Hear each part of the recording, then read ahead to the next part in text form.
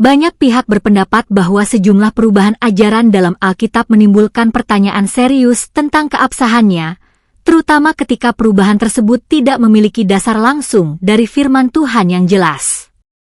Dalam sejarahnya, teks Alkitab mengalami proses panjang penyalinan, penerjemahan, dan penafsiran oleh manusia yang tidak luput dari kepentingan, budaya, dan keterbatasan pemahaman.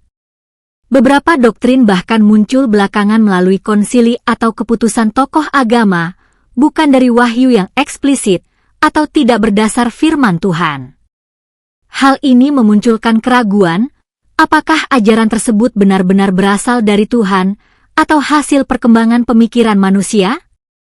Jika suatu ajaran tidak dapat ditelusuri langsung pada firman Tuhan yang otentik, maka secara logis keabsahannya patut dipertanyakan.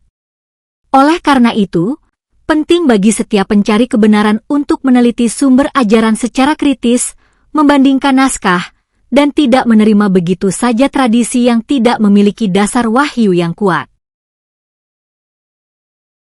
Oke, mari kita bedah sebuah misteri sejarah dan teologi yang jujur aja bikin penasaran banget. Hari ini kita bakal membedah sebuah dokumen sumber yang menelusuri transisi hari ibadah dari hari Sabtu ke hari Minggu. Kita nggak akan melihat ini dari sudut pandang dogma agama tertentu atau memihak ke pandangan manapun ya.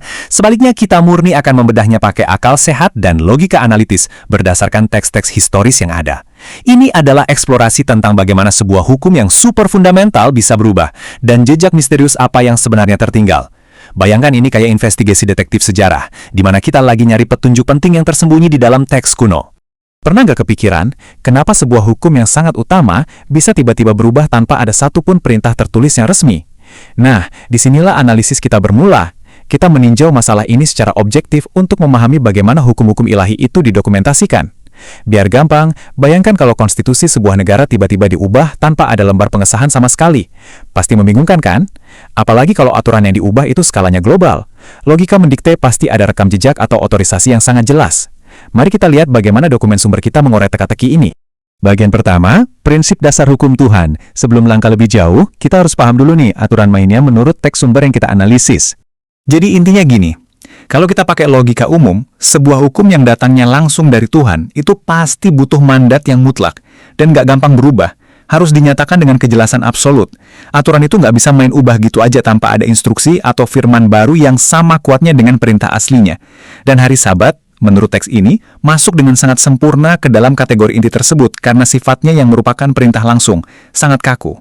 Masuk ke bagian kedua, otoritas Sabat dalam Alkitab. Mari kita cek teks sejarahnya untuk melihat fondasi awal dari perintah ini. Dokumen yang kita bedah menyoroti poin penting ini. Argumennya adalah, kutipan dari kitab Keluaran ini membuktikan bahwa Sabat itu punya otoritas tertinggi. Kenapa?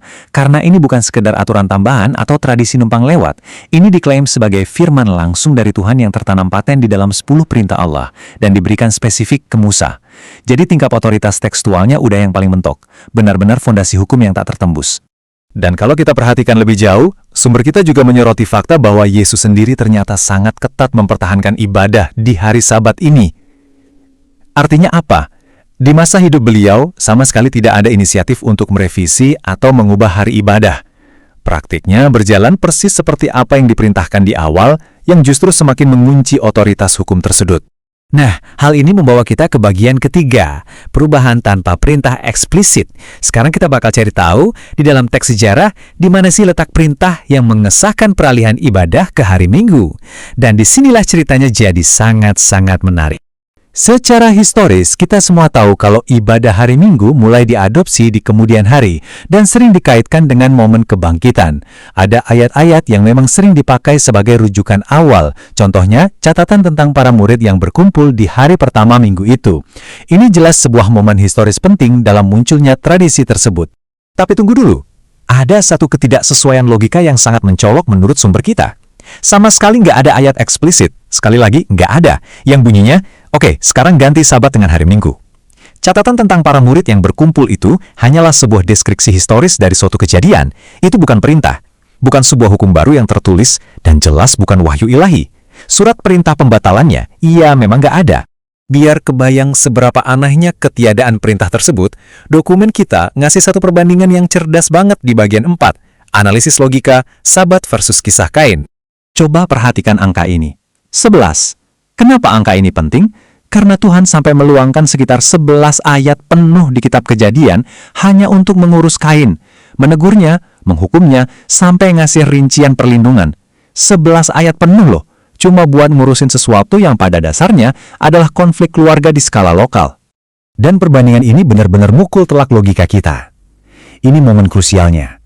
Di satu sisi, ada urusan si Kain, masalah keluarga, dampaknya lokal, tapi dapat aturan super rinci sepanjang 11 ayat. Di sisi lain, ada perubahan Sabat.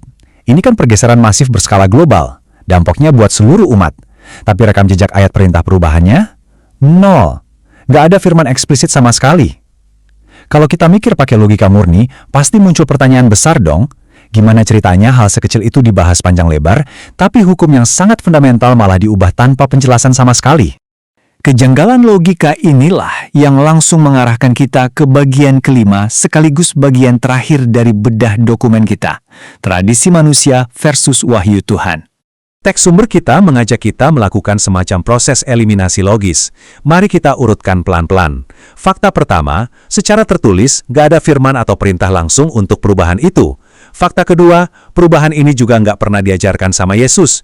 Jadi kalau kita tarik kesimpulan logisnya, pergeseran hari ibadah ini pada akhirnya jauh lebih terlihat sebagai sebuah keputusan tradisi manusia di kemudian hari ketimbang sebuah wahyu ilahi yang sah secara tertulis. Tentu kita harus sangat objektif memandang ini dari berbagai sisi.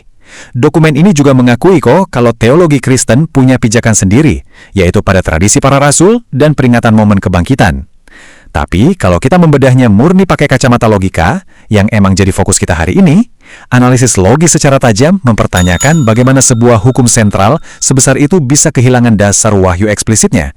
Sangat jomblang kalau dibandingkan dengan hukum-hukum lain yang dirinci sedemikian detailnya. Sebagai penutup, kita sampai di satu teka-teki pemikiran pamungkas dari dokumen ini. Pertanyaannya, bisakah sebuah tradisi manusia, terlepas dari sekuat atau selama apapun itu diyakini, menggantikan posisi dari sebuah perintah ilahi yang inti, padahal bukti tekstual untuk transisi tersebut tidak bisa ditemukan? Ini benar-benar sebuah studi kasus luar biasa yang menunjukkan kepada kita gimana sejarah, analisis teks kuno, dan logika murni terkadang bisa saling berbenturan. Silakan renungkan pertanyaan ini, teruslah kritis, dan sampai jumpa di analisis dokumen kita selanjutnya.